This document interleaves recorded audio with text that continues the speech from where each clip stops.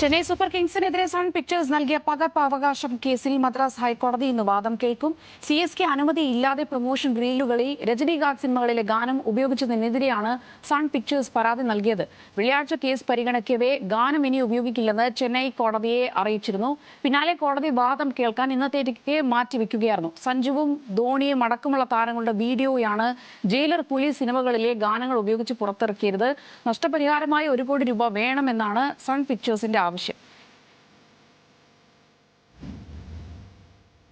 Argentina Spain ഫിനലിസിമ പോരാട്ടം റദ്ദാക്കി UEFA. പശ്ചിമേഷ്യയിലെ സംഘർഷങ്ങളെ തുടർന്നാണ് ഫിനലിസിമ റദ്ദാക്കിയത്. ഖത്തറിന് പകരം വേദി കണ്ടെത്തുന്നതിൽ അർജന്റീന സ്പെയിൻ ഫെഡറേഷനുകൾക്ക് ധാരണയിൽ എത്താൻ സാധിക്കാത്തതോടെയാണ് മത്സരം ഉപേക്ഷിച്ചത്. ഈ മാസം 27-നായിരുന്നു മെസ്സി യമാൽ പോരാട്ടം നിശ്ചയിച്ചിരുന്നത്. സ്പാനിഷ് ലീഗിൽ കുതിപ്പ് തുടർന്ന് ബാഴ്സലോണ സെവിയ്യയെ 2-5 ഗോളിന് തകർത്തു. മത്സരത്തിൽ ഹാട്രിക്കുമായി തിളങ്ങി റാഫിഞ്ഞ, ഓൾമോയും ക്യാൻസലോയും ബാഴ്സയ്ക്കായി വലകുലുക്കി. ജയത്തോടെ റയലുമായി പോയിന്റ് വ്യത്യാസം 4 ഉയർത്തി ബാഴ്സലോണ.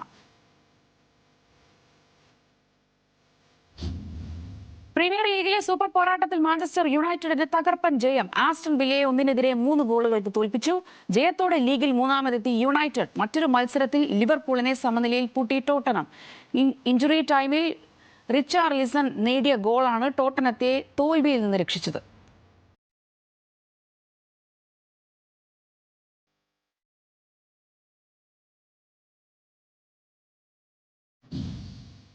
ISLൽ അപരാജിത കുതിപ്പ് തുടരാൻ FC ഗോവ ഇന്നിറങ്ങും. പഞ്ചാബ് FC ആണ് ഗോവയുടെ എതിരാളികൾ. രാത്രി 7:30 ലുധിയാനയിലാണ് മത്സരം.